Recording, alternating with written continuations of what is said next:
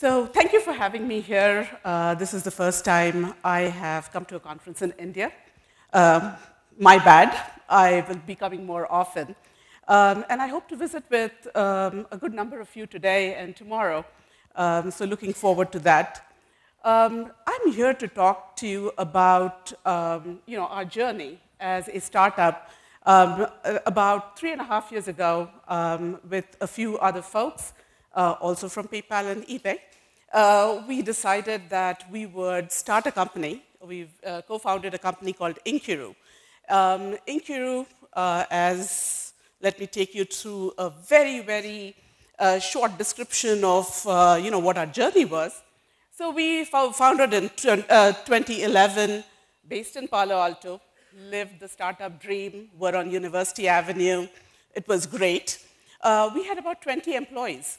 And we also were fortunate enough to have a paying customer, literally from day one. And the 20 employees that we brought in were mostly people that at least one of the founders had worked with. And so it was a very cohesive group, very targeted as to what we were wanting to build. A lot of experience from Amazon, PayPal, eBay, Zynga, and so on. And as we grew in the 2 years, we were a proven platform. We had paying customers. And 2 years, literally to the date, we were acquired by Walmart. So you guys will wonder, hey, you had customers, you were doing great. Why Walmart, right? Why did you choose to be acquired? And I'd like to tell you a little bit about our thought process and why we wanted to team up with Walmart and how it all happened. So prior to acquisition, what did Inkiru do? So Inkiru was a predictive analytics platform. As you heard in the introduction, I'm a data scientist by trade.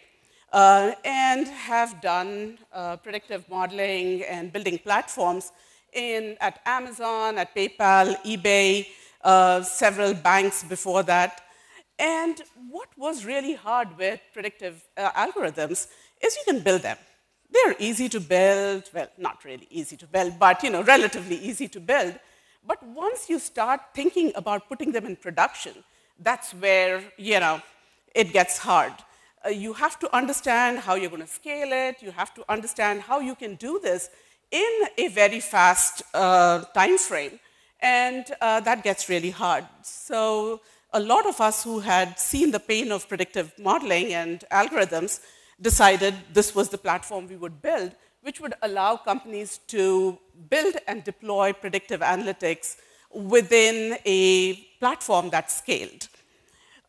We assembled a team. It is an unbelievably talented team, a couple of technical fellows from eBay, and very, very strong technologists and data scientists. We decided we were going to try out with any and every customer that we could possibly do. My background is very heavily in risk management. And so, of course, some of our customers did risk management, fraud, credit management, things like that. But our platform was also used for recommendations, for inventory planning, management, for marketing campaigns, and so on. And we did build out a very highly scalable platform. It was both, it was, of course, in AWS, and it allowed us to scale quite a bit. But because we had financial services companies, we also had dedicated, platforms for them so that they were not in the cloud. So all was going really, really well. We had talked to Walmart about them being a customer of ours. And we learned a lot about them in that process as we were talking to them about using us as a vendor, if you will, and learned a lot about how they think about customers, how they think about customer experience. And when they decided that instead of being a customer, they'd actually like to bring us in. It was a journey that we had taken over the course of quite a few months.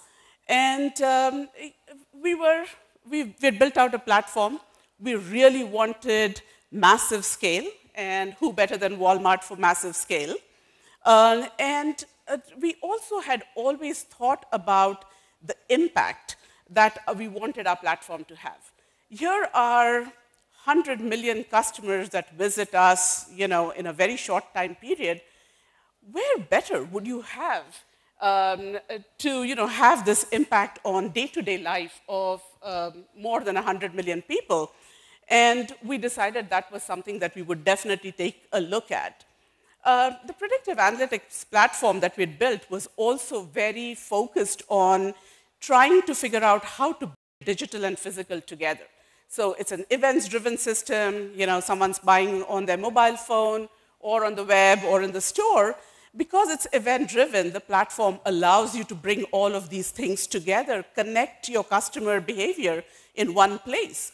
And as Walmart had talked about, bringing the digital and physical together, we decided what better place than for us to demonstrate our value to the customer. And as part of our journey with them over a course of several months, the technology focus that they have about figuring out how to deliver products that really affect customers, that was very impressive, and it felt like a good home for us. So we decided to take the plunge, and we were acquired in 2013 by Walmart. So you'll say, okay, you were acquired. It's a year and a half later. How did it go? Are you guys happy? Do you feel like you made the right decision? And so 16 of us, we were 20 folks that were in the company. There were 4 folks that were mostly marketing that didn't come with us. All 16 of us are there. All of us are together. Our platform exists in the form that it was. We were acquired by global e-commerce, and though our biggest customer is Walmart stores. And we are working at the scale that we expected our platform to work at. And there were certain things that really made it a success. And I'd like to just take a minute to tell you about those. So clearly, we had a very talented team. We invested a lot in bringing the best in the business and build this team. The components were much like a puzzle that fit together really well. The team at Walmart as well knew that they needed this sort of technology to help them get to the next level. So our interests were totally aligned, and they understood what we wanted to do. And when we came in, we had proven technology. We had customers that were using it, so it wasn't paperware. It was very proven. We were working at scale that was almost the same as global e-commerce. And when we came in, we worked with them to make sure that there was very, very clear definition of what success meant, what our motivation for this acquisition was. Was it just for talent, or was it to acquire a skill set or a platform that they did not have? And because it was very clear what our objectives and goals were, it was very easy for us to create alignment within both the acquiring body and the company. And we were able to drive success really fast. So, we are 18 months in. I think, we won't be resting in peace by any means. The 3 co-founders are now doing things that are beyond Inkiru. We all have roles that are much larger.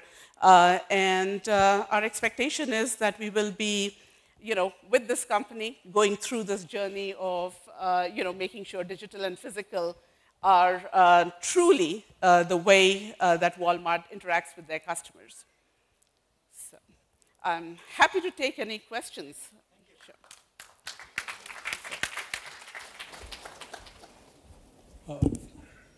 First of all, Jaya, congratulations. The world's largest company, right? Walmart is what, Fortune 1? Fortune it doesn't 1, get bigger than that to acquire a company like yours.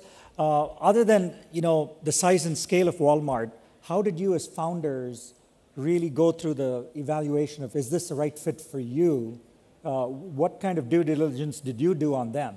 So as I mentioned, we had spent several months with them talking about how our platform would fit within their organization, and we were trying to get them as a customer. So we had spent a lot of time understanding what problems they were trying to solve.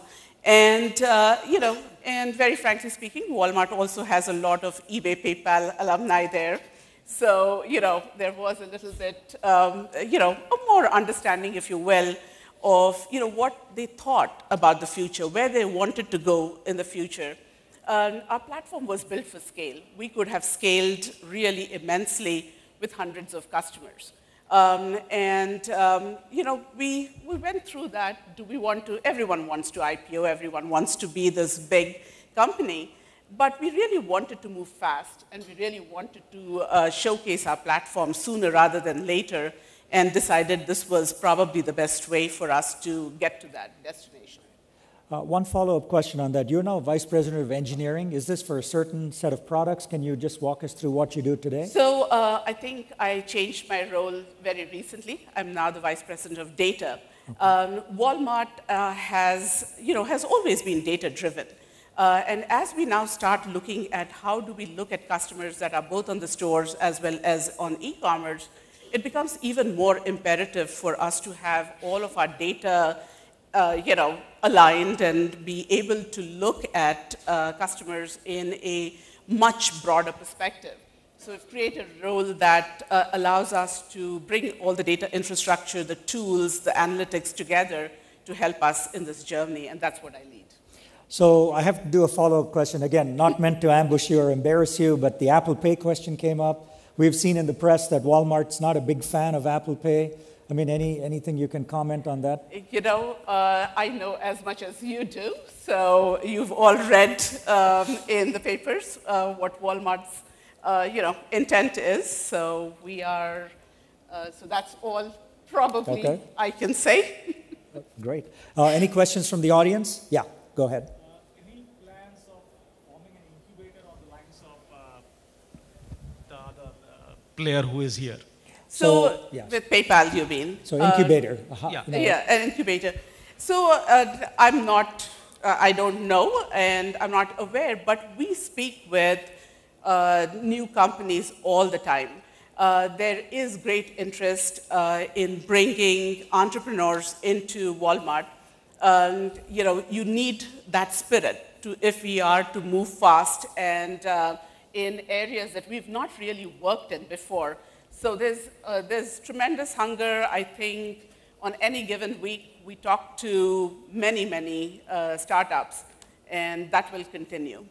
Yeah, and that's a new trend that's happening in India, right? Target, we went and visited the Target, accelerator, incubator. PayPal is one. Yes. Microsoft is one. There are many Citrix. Many players are starting that. So it looks like a new trend in India, which is very different than even many other countries we've seen. Right. So any other questions? Yeah, go ahead. Speak up. I'll repeat the question. Thank you. I'm Manas from General Electric.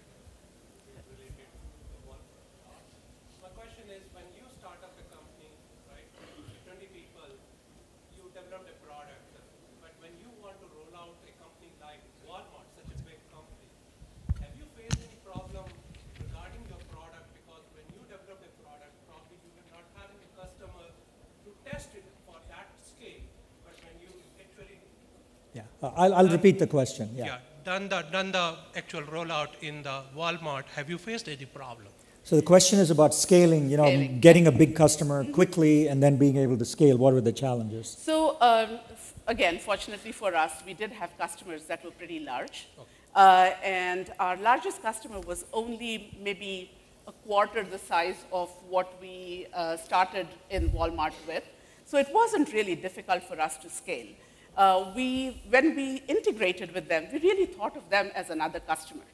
So our platform is fairly self-sufficient and standalone and just looks at events coming in and out of the platform. So it was very easy for us to just think of them as a larger customer and scale appropriately. Our intent had always been to be able to scale to hundreds of customers. So that was, and that's what I will tell you. Like when you're thinking about your startup, think about the potential and where you expect to be. Build a product, probably not at the full scale, but build it so that when you have to scale, it's not going to be a stretch. That you have all the hooks in place to allow you to, scale up really fast. Yeah, we'll take one final question in the back here. Let's get the microphone there. Yeah.